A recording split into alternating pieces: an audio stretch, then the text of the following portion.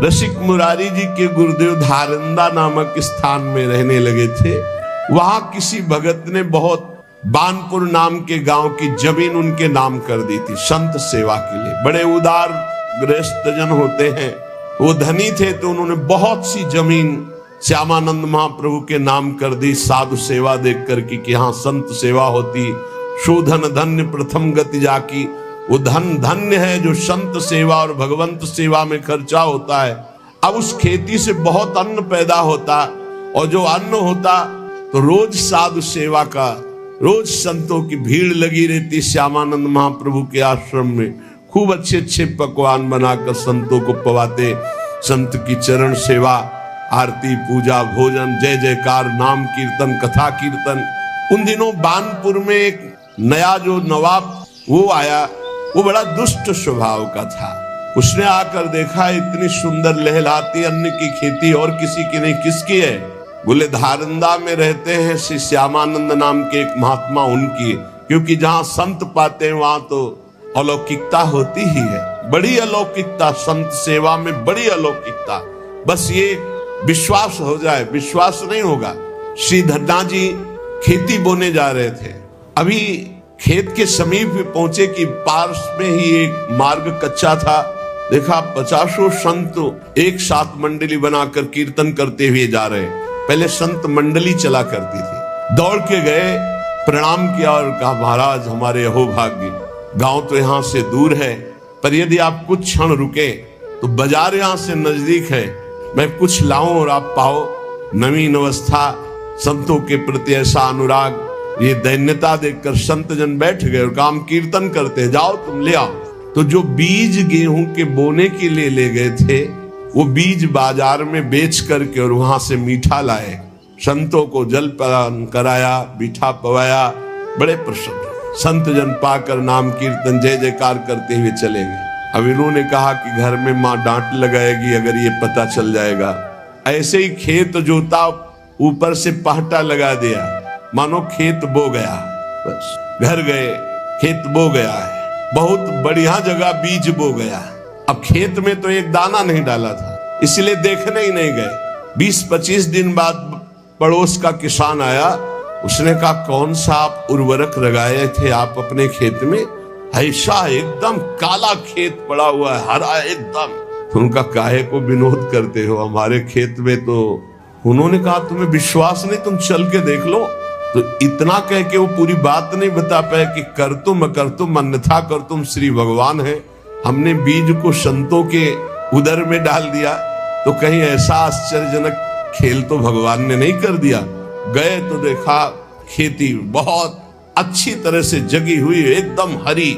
हे भगवान, बिना बीज के खेत। अब वो दुष्ट जब देखा कि इतनी सुंदर खेती हुई, इतनी ज्यादा मात्रा में, और किसी बाबा जी के पास, संत के पास, तो दुष्ट का हृदय ही ऐसा होता है कि संत से अपने आप द्रोह करता है। जो पापी जन होते हैं, जो दुष्ट हृदय के होते हैं, उनको संतों से जलन होती है, देखकर उनको जलन होती है। वो दुष्ट तो था ही, आया आश्रम और बड़ा दुर्वचन बोला। नवाब था और आदेश कर लिया कि इनकी सारी संपत्ति अपहरण कर ली जाए, राज कब्जे में ले ली जाए। आदेश की जरूरत थी, खेती कब्जे में कर ली गई। आश्रम में जो कीमती सामान था वो सब कब्जे में कर लिया गया। संतों को अपमानित किया। नवाब था। श्यामानंद जी ने विचार किया कि इस जमीन को कैसे छुड़ाया जाए, इससे तो बहुत से संतों का रोज भंडारा होता था। तो गुरु जी को अपने शिष्य की महिमा याद आई। ये बहुत बड़ी बात है, शिष्य को गुरु जी याद आवे, ये तो सिद्धांत है कि दुख पड़ा तो अपने गुरुदेव की याद कर ली। लेकिन यहाँ उल्टा हुआ, दुख का समय आया तो शिष्य की याद आई, रसिक मुरारी की। और एक तत्काल पत्र लिखा कि यहाँ के वर्तमान के नवाब ने जबरदस्ती सब सामग्री छीन ली संत सेवा की और जमीन जब्त कर ली है। तुम जैसी परिस्थिति में हो वैसे चले आओ। रसिक मुरारी के पास जो शिष्य गए, उन्होंने कहा है गुरुदेव ने पत्र, तो प्रसाद पा रहे थे। क्या पत्र में लिखा है? गुरुदेव ने कहा है कि बादशाह ने जमीन जब्त कर ली, तुम जैसे हो वैसे चले आओ। वैसे ही खड़े हुए और वैसे ही चल दिए, ना हाथ धोया ना आचमन न मुंह। गुरु जी की आज्ञा है, जैसे हो वैसे ही चले आओ। ये बहुत बड़ी बात है, गुरु आज्ञा पर स्थित होना। पूज्य श्री ललिताचरण गोस्वामी जी महाराज हमारे राधा वल्लभी आचार्य वंश बहुत बड़े महामहिम रस में डूबे हुए महापुरुष थे। उनकी सेवा में जो रहते थे, शरीर सेवा में, उनका नाम हरिवंश दास था। 2 बजे दिन में जल, वो अलग कुआं अलग पात्र से आचार्य है उनके लिए जल वो लाते हैं। रोज 2 बजे आवाज देते, हरिवंश दास जय जय, बस ला रहे हैं, रोज का नियम। एक दिन हाथ जोड़ के कहा, जय जय बहुत समय होगा, निज मंत्र दे दो। निज मंत्र का अधिकार होता है, से थोड़ी निज मंत्र दे दिया जाता है कि ऐसे निज मंत्र। शरणागत सबका अधिकार है शरणागत होना, लेकिन निज मंत्र के लिए अधिकार चाहिए। चुप हो गए। एक दिन ठीक 2 बजे आवाज लगाई, हरिवंश दास जय जय, यहाँ पानी खींच रहे थे, बाल्टी रस्सी छोड़ दी, वैसे ही आ गए, जय जय पानी लाओ। जय जय पानी कैसे लाओ, बाल्टी तो रस्सी तो कुआं में गई, कैसे? जब आपने कहा यहाँ आओ तो तत्काल छोड़ कर आ गए। उनका शाबाश, कल यमुना स्नान करके आ जाओ, निज मंत्र तुम्हें दे देते हैं। रस्सी बाल्टी कुएं में डाल दी, इससे नाराज नहीं हुए, प्रसन्नता हुई कि हुक्म हुआ, आदेश हुआ, आ जाओ। तो ये नहीं कि जय जय थोड़ा रुको, पानी खींच ले फिर आओ, वैसे छोड़ दिया। गुरु आज्ञा, बहुत इसमें सूक्ष्मता है।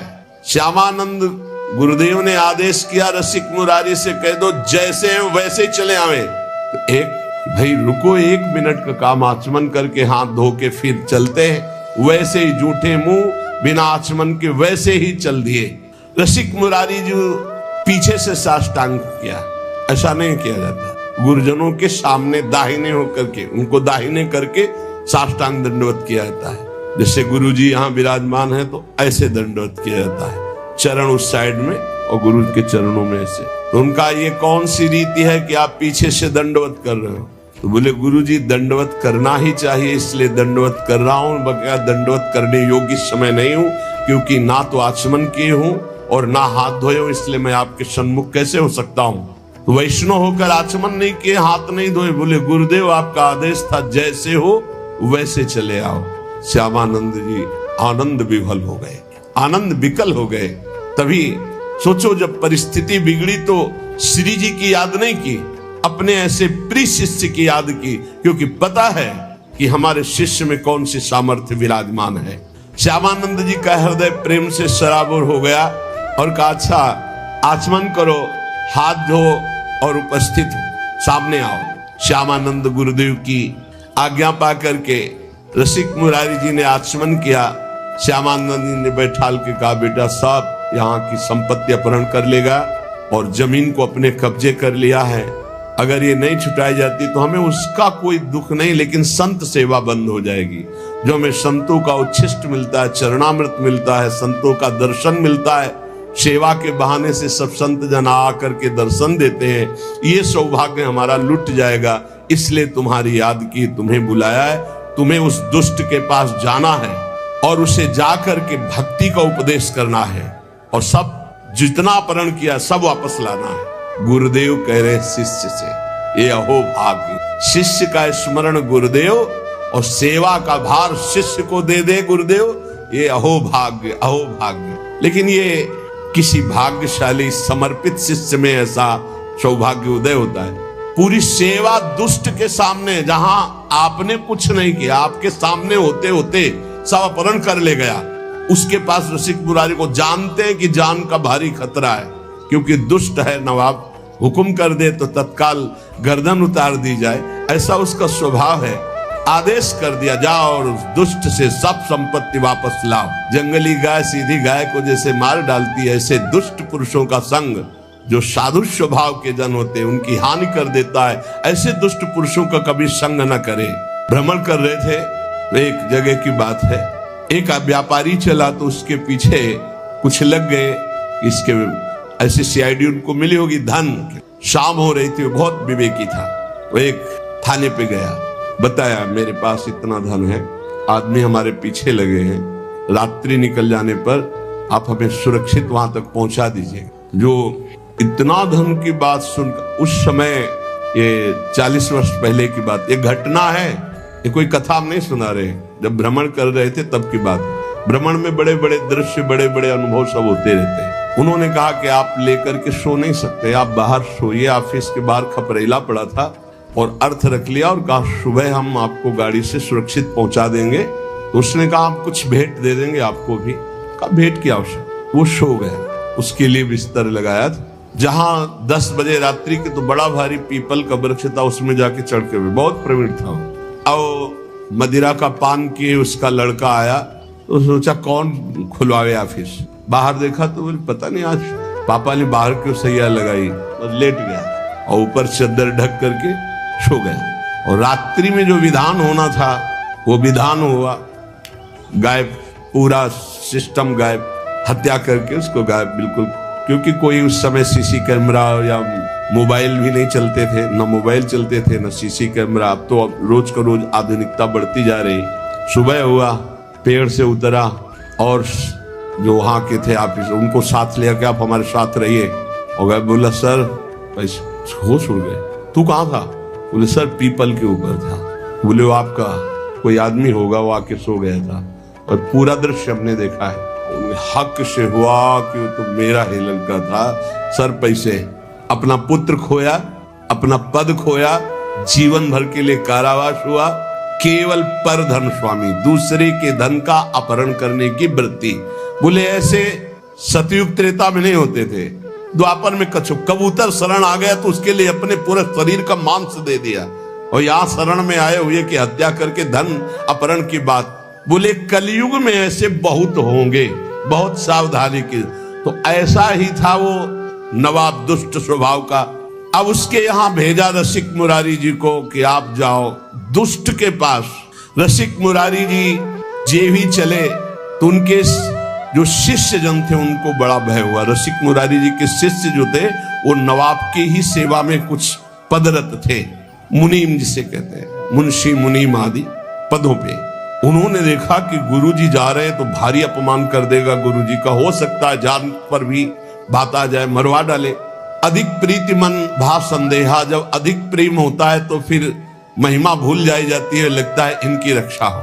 बहुत प्रेम में बहुत एक अद्भुत महिमा होती है कि वो ज्ञान का अपहरण कर देता है। ईश्वरी महिमा का याद नहीं, अगर ईश्वरी महिमा रहेगी तो प्रेम में बाधा पड़ जाएगी। प्रेम में सिर्फ हमारे प्रीतम, हमारे गुरुदेव, इनकी रक्षा होनी चाहिए। रसिक मुरारी जी ने उन लोगों से कहा तुम डरो मत। तो उन्होंने कहा कि सब कुछ बिगड़ जाएगा प्रभु, मैं जानता हूं वो भारी दुष्ट है और आप अगर वहां गए तो ऐसा कुछ करेगा जो हम सह नहीं सकते। उन्होंने कहा संतों की चरण सेवा की है, गुरुदेव की सेवा में जा रहे हैं, वैसे तो अमंगल होगा नहीं, अगर हमारे प्राण भी निकल जाए तो मंगल ही होगा। मुझे अपने गुरु की सेवा में कदम पीछे नहीं हटाना। तो उन्होंने कहा कि 2-4 दिन आप रुक जाइए, बात हम सब संभाल देंगे। 2-4 दिन आप छिप जाइए और वहां मत जाइए। रसिक मुरारी जी ने कहा कि तुम चिंता मत करो, तुम प्रेम के कारण भयभीत हो रहे हो। रसिक मुरारी जी को 3 दिन उन्होंने जबरदस्ती प्रेम से विवश करके अपने पास रखा। फिर आदेश आया कि सुना था कि रसिक मुरारी जी आ रहे, नवाब का आदेश आया अपने मुंशियों के पास। वो अभी तक हमारे पास नहीं पहुंचे। उनको ये भी पता था कि ये लोग उनके शिष्य हैं। सुनी आए गुरुवर कही ल्याओ मेरे घर देखो, करामात बात यह ले सुनाई है। कहो आनी अभू जाऊं चलो उन्मान देखें, चले सुख मानी आयो हाथी धूम छाई है। छोड़ी के कहार भाज गए ना निहार सके, आप रस सार बानी बोले जैसी गाई है। बोलो हरे कृष्ण कृष्ण छाड़ो गज तम तन, शनि गयो ही ये भाव देह सो नवाई है। जब नवाब ने ये सुना कि 3 दिन तक हमारे भय से इन मुनीमों ने उनकी रक्षा की है रसिक मुरारी की, तो उन्होंने बुलाया उनको और कहा तुम्हारे गुरुवर आए हैं हमसे बात करने के लिए और अभी तक पहुंचे नहीं। यहाँ तुमने रोक लिया 3 दिन तक, हमारे पास सब गुप्तचर के द्वारा खबर है। जाओ अपने गुरु को लिवा खिलाओ, मैं देखता हूं कितना करामाती है वो। नवाब ने जब ये बात कही तो रसिक मुरारी जी ने कहा कि तुम भयभीत मत हो, मैं भी देखता हूं कैसा दुष्ट है। आज तक तो हमने दुष्ट के दर्शन नहीं किए, साधुओं के दर्शन किए हैं, आज दुष्ट के दर्शन करने का हमें गुरुदेव के द्वारा, तो आज मैं देखूंगा कि दुष्ट किसे कहते हैं। तुम चिंता मत करो, उसमें जितनी दुष्टता भरी गुरुदेव के प्रताप से उतनी साधुता। तो देखते हैं आज साधुता विजयी होती है दुष्टता। उसको अंदाज भी नहीं है कि दुष्टता से बढ़कर के कितनी साधुता होती है। नवाब ने कि मुंशीजन जो है ये समझे कि बड़े सम्मान से बुला, इसलिए कार भेजा था, पालकी भेजी थी। वो सब घबरा रहे थे कि षड्यंत्र है, ये बड़ा इतना दुष्ट, ये ऐसी कैसे श्रद्धा कर सकता है। और कहार सब उसी राजा के, पालकी राजा की तरफ से। रसिक मुरारी जी गुरुदेव के चरणों का ध्यान करके बैठ गए पालकी में। वो पहले से तैयारी की गई थी। हाथी को मदिरा पिलाकर मत वाले हाथी को बार बार वेद कर गुस्सा कर दिया गया था। कहार वहीं पालकी सामने ले गए जहां मत वाला हाथी आ रहा था, दहाड़ता हुआ, चिघाड़ता हुआ। पालकी छोड़ी और भाग गए। हाथी के सामने कोई टिकना पर आप बिल्कुल विचलित नहीं हुए। बड़ी चेहरे पर शांति है, कोई भय नहीं, मुस्कुराहट है। हाथी मतवाला चिघाड़ता हुआ आ रहा है, महावत बार बार अंकुश कर रहा है। नजदीक गए, ऐसे हाथ फेर रहा, कृष्ण कृष्ण बोलो, कृष्ण कृष्ण बोलो। और देखो तुम भगवान के अंश हो, तमोगुण स्वभाव धारण करके तुम हाथी योनि में हो। तुम्हारा हाथी स्वरूप नहीं, तुम तो भगवद अंश हो। ये क्रोध करना तुम्हें उचित नहीं है। ये तामसिक स्वभाव छोड़ो और कृष्ण बोलो, कृष्ण बोलो, कृष्ण बोलो। घुटने टेक दिए हाथी, मस्तक रख दिया रसिक मुरारी, और वो अपने महल की छज्जे से देख रहा था राजा बादशाह। देखते हैं ये मतवाला हाथी कैसे मारता है। ये जो आ रहे हैं इनके गुरु, देखते हैं इनमें क्या चमत्कार, क्या सामर्थ्य। आज हाथी के पैरों तले कुचलाकर इनको मार डालेंगे। रसिक मुरारी जी ने कहा कृष्ण कृष्ण कहो, कृष्ण कृष्ण कहो। घुटने टेक दिए हाथी ने, मस्तक रख दिया, ये है। और धीरे शब्दों में कहा तुम हाथी नहीं हो, तुम भगवान के अंश हो, भगवान के दास हो। तुम्हें तमोगुणी स्वभाव उचित नहीं है, तुम अपने स्वरूप में आओ। हाथी को उपदेश दिया तो हाथी घुटले टेक दिया, और केवल घुटले ही नहीं, बहे द्रग नीर देख होए गयो अधीर। आप कृपा करी धीर कियो दियो भक्ति भाव है। कान में सुनायो नाम, नाम दे गोपाल दास। माला पहिराई गरे प्रगट्यो प्रभाव है। दुष्ट सिर मोर भूप लखी हुई ठोर आयो। पाए लपटायो भयो हिये अति चाव है। निपट अधीन गांव केतिक नवीन दिए। लिए कर जोरी मेरो फल्यो भाग दाव है। रसिक मुरारी जी के चरणों में सर रख दिया उस मत वाले हाथी ने, और अश्रु प्रवाह करने लगा। अत्यंत प्रेम से ऐसे दुलार कर रहे रसिक मुरारी, और चरणों में ऐसे मस्तक रखे अश्रु प्रवाह कर रहा है। तब आपने भक्ति का उसके हृदय में दान किया।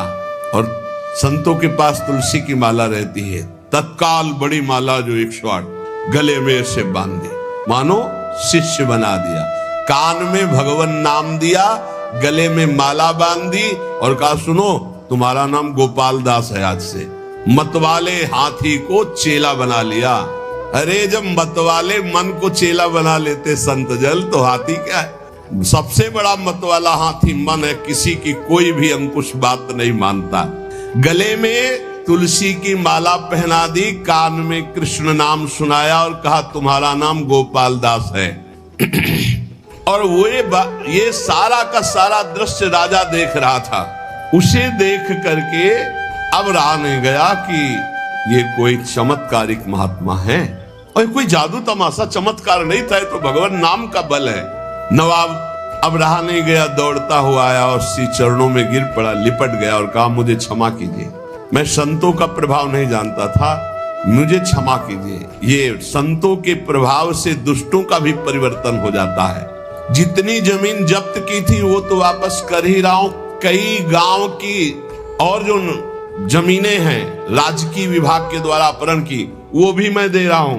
वो जमीन दी और कई गांव की और जमीन दी, और हाथ जोड़कर बोला कि मेरे बड़े भाग्य उदय हुए, मेरा पुण्य का पाशा पड़ गया, क्योंकि आप जैसे महान संत के दर्शन हुए। गयो चरणों में लिपट करके रो करके भाव से युक्त। ये देखो परिवर्तन है। संत दरस जिम पातक टरे। सिद्ध संत भगवत मार्ग के शुद्ध भक्ति से युक्त हृदय वाले तो दर्शन मात्र से दुष्ट नवाब की बुद्धि बदल गई। यही संत का चमत्कार होता। लौंग इलायची निकाल देना, नारियल का फल निकाल देना, ये तो जादूगर बहुत अच्छी तरह से कर देते हैं। ऐसे भी जादू देखे, अपने हाथ से गला उतार के ऐसे रखे और गला मुस्कुरा रहा है और वैसे खड़े। अरे भैया कितना बड़ा जादू है। ऐसे ऐसे रुमाल करते, कबूतर उड़ गया आदमी। ऐसे करे तो पहले गुलाब का फूल, फिर आग जलने लगी। तो न जाने कितने ऐसे जादू तो जादूगर दिखा देते। संत का जादू क्या है? मलिन मन में भगवान की भक्ति जग जाना। मलिन आचरण करने वाले का परिवर्तन होकर श्री भगवान के नाम रूप लीला धाम में ये संत का चमत्कार जो कहीं नहीं हो सकता, कोई नहीं कर सकता। ये सबसे बड़ा चमत्कार संतों का होता है कि वो मलिन मन को निर्मल बनाकर भगवान में लगा देते। संत दरस जिमि पातक टरे। संत संग हुआ तो संत संग अपवर्ग कर, कामी भव कर पंथ। संत का संग मोक्ष प्रदान करने वाला। देखो दुष्ट राजा का परिवर्तन हो गया। अब भयो गजराज भक्त राज, साधु सेवा साज, संतन समाज देखी करत प्रणाम है। आनी डारे गोनी बन जारन की बारन सो, आए पुकारन वे जहां गुरु धाम है। आवत महोत्सव मध्य पावत प्रसाद शीत, बोले आप हाथी सोयो निंद वह काम है। छोड़ी दही रीति तब भक्तन सो प्रीति बढ़ी, संग ही समूह फिरे फैल गयो नाम है। रसिक मुरारी जी ने कृपा करके गजराज का नाम गोपाल दास रखा, भक्त गोपाल दास। अब वो गजराज पीछे पीछे जैसे गाय के पीछे बछड़ा चलता है, ऐसे रसिक मुरारी के पीछे पीछे चल पड़ा। अब तो बड़ा आनंद, संत सेवा होती, प्रसाद जूठन मिलती गजराज गोपाल दास जी को, बड़ा भाव। संत समाज जो संतों को देखते थे ही आगे के पैर तोड़कर घुटने के बल होकर प्रणाम करते हैं। वैष्णव है, चेला है रसिक मुरारी जी के, गोपाल दास नाम। जहां किसी संत को देखते बस घुटने टेक देते और माथा रख देते। अब वो बंजारों के यहाँ बोरे के बोरे चावल दाल आदि लाद कर संतों की जमात में जो लाने होते, तो चलो गोपाल दास सेवा है, संत सेवा। तो बस जितना भी जो कुछ है वो सब लाद करके गोपाल दास के संत सेवा की सामग्री। कैसा जीवन बदल गया। संतों की जूठन पाते हैं और संतों की सेवा में। एक बार सभी बंजारे मिलकर गोपाल दास जी के गुरुदेव श्री रसिक मुरारी के स्थान पर आकर कहा, ये गोपाल दास जी हमारा माल छान जाते हैं। अब लाना एक बोरा है तो एक बोरा वही साफ कर दिया, उठाया और सब पा गए और एक बोरा लाद करके ले आए। तो बोले घाटा तो हमारा हो ही जाता है। गोपाल दास जी का नियम था कि कभी स्थान में कोई विशेष महोत्सव, भोज भंडारा हो, संतों की पंक्ति हो, तो जब सब संत भोजन पा के उठ जाते थे तब आप वहां जाते और चाटते थे संतों का शीत प्रसाद। कितना सौभाग्य हो भाग्य। रसिक मुरारी जी ने कहा कि देखो तुम वैष्णव हो गए हो, सब तुम्हारे आचरण ठीक है, लेकिन एक आचरण गलत है। तुम जो वहां लेने जाते हो उतने लिया करो, तुम ज्यादा दूसरा बोरा का अन्न क्यों खा जाते हो? और एक तो अमनिया है, वैष्णव को अमनिया नहीं खाना चाहिए। तुमको आज से अमनिया नहीं खाना और ऐसे नहीं लेना, जब तक मिले ना प्रसाद तब तक नहीं पाना। गोपाल दास जी ने उसकी समझ में आ गया। श्री रसिक मुरारी जी ने कहा, बेटा जबरदस्ती कुछ भी खाना है पाप है। वैष्णव का ऐसा नहीं संस्कार होता है कि किसी के खेत में गए हो, किसी की दुकान से सामान, ऐसा नहीं। गोपाल दास जी ने घुटने टेक करके ऐसे गलती मानी कि मानो क्षमा कीजिए गुरुदेव, आगे से कभी ऐसी गलती नहीं होगी। अब तो संत सेवा में और भगवत उच्छिष्टामृत में बड़ी रति हो गई गोपाल दास जी की, जो हाथी गजराज थे। सब संत इनको खूब दुलार करते। चलो गोपाल दास आज वहां चलते। सूंड में चढ़ाया, पीठ में बैठा लिया, संत सेवा घुमा घुमा के। और संत भी बड़े मौजे, 5-5, 10-10 संत बैठ जाते, गोपाल दास जी घुमा रहे। कितना सौभाग्य प्राप्त हो रहा है। गोपाल दास जी का संत सेवा का बड़ा चाव, जैसा संत आदेश करते वैसा ही करते। ये कोई बड़े भाग्यशाली जीव होंगे जो ऐसा सौभाग्य प्राप्त हुआ। नहीं, संत सेवा में अनुराग होना बड़ा कठिन है। कोई संत कहते भाई गुरु भाई गोपाल दास आज फूल गोभी पाने का मन है, गए बाजार में गए, फूल गोभी की तरफ सूंड करते ऐसे, और जब उसकी तरफ देखते तो चाहे श्रद्धा हो चाहे ना हो, बड़ा तिलक लगा रहता था, कंठी बंधी हुई, और जो एक फूल गोभी देता फौरन अपने पास रख लेते, खाते नहीं। जो संत कहते वो मांग के लाते भिक्षा की तरह, दुकान में खड़े हो गए, अमुक सामान की तरफ सूंड करते, तो उसकी हिम्मतें डोल जाती अपने आप, तो उनको जो देते वो ला के संतों को पवाते। यदि कोई जरा सा आनाकानी करता तो जो ही हुंकार मार के सूंड ऐसे करते तो हाथ जोड़ के खड़ा हो जाता, सामान ला के संतों को पवा। हाँ, संतों के मुख में जाना है। जैसे हरिपाल जी का चरित्र आता था, भाला लेके खड़े होते थे, जिसको धनी को देखते भाला ऐसे केवल दिखाते थे और सब लेकर के संत सेवा में लगाते थे, संतों को पवाते। आप पिस्तौल दिखाकर मत संत सेवा कर लो। उनकी निष्ठा, उनका उस समय भाव बहुत जोर का था। सूंड फुंकार करके फटकार दे देते, डर जाता। कभी गोपाल दास जी से जैसे संत कहते कि हमारा चला फट गया है, लंगोटी कमजोर हो गई, जाते कपड़े की दुकान में सूंड रखते मार्केट में, वो बेचारा कितना दें अब हम, कितना आपको दे, सूंड से ऐसे कह के पूरा बंडल उठाते पीठ में रख करके चले। रसिक मुरारी जी हिसाब पहुंचाते थे और गोपाल दास जी माल लाते थे। हर संत की सेवा, सर्दी का समय है, गोपाल दास जी अपने आप चले गए किसी कंबल की दुकान में, बंडल का बंडल उठाया पीठ में रखा, संतों के पास ले आते। जब रसिक मुरारी जी को पता चलता तो भेंट पहुंचा देते थे। ऐसे कोई संत जो कहता हो, खूब प्रसन्नता से गोपाल दास जी कहते, तो संत भी खूब प्रसाद परोसवाते और थोड़ा पाके सब गोपाल दास जी को पवाते। ऐसे दुलार होने लगा। देखो कितना सौभाग्य संतों का उच्छिष्ट मिलता। संत सत 5 7 संग जित जात, तित लोग उठी धावे ल्यावे, सीधे बहु भीर है, चहु दिस परी हुई सुबा, सुनि चाह भई, हाथ पे न आवत सो आने को धीर है। साधु एक गयो गहि लयो भेष दास तन, मन में प्रसाद नेम पीवे नहीं नीर है। बीते दिन 3 4 जल लय पीवावे धार, गंगा जू निहारी मदि तज्यो यो शरीर है। गोपाल दास जी के साथ बहुत से संतों की जमात थी, जिधर जाते उधर लोग दौड़ उठते। पहला चमत्कार है कि हाथी चेला है रसिक मुरारी जी का, संत सेवा में रहता है। बहुत लोग सीधा सामान सब देते हो, अपने पीठ पर लाद लेते। दर्शन की भीड़ लग जाती लोगों की। चारों दिशाओं में आश्चर्यजनक चर्चा चली कि गोपाल दास जी एक वैष्णव है और संत सेवा में रहते। गजराज बंगाल का सूबेदार, उसको जब पता चला ऐसा चमत्कारिक आज्ञाकारी हाथी है, तो उन्होंने पकड़वाने के लिए आदमी नियुक्त किए। पर जो नजदीक आता तो अपने स्वरूप में आकर के दंड दे देते, सूंड में फंसा के दूर पटक देते। जान से तो नहीं मारते पर किसी काम का भी नहीं रखते। गोपाल दास जी, हाँ तो जिन मोह मारा तिन मैं मारे, ये सिद्धांत है। हनुमान जी से पूछा क्यों मारा तुमने? बोले प्रभु सबको देह प्राण प्रिय है, जिन मोह मारा तिन मैं मारे, जिन्होंने मुझे मारा मैंने उनको मार दिया। इसमें हमारा कोई दोष थोड़ी है, सब कोई अपने प्राण रक्षा के लिए ऐसा करता है। वो कौन डिफेंस क्या कहते हैं, हाँ उसमें कोई दोष थोड़ी है। फिर अंग्रेजी वाला शब्द सेल्फ डिफेंस, हाँ तो सेल्फ डिफेंस में गोपाल दास जी जितने आते उनको। अब जो सैनिक आए थे वो वापस चले गए लद लुद के, बोले महाराज वो हाथी पकड़ में आने वाला नहीं है, भागवतिक शक्ति से संपन्न।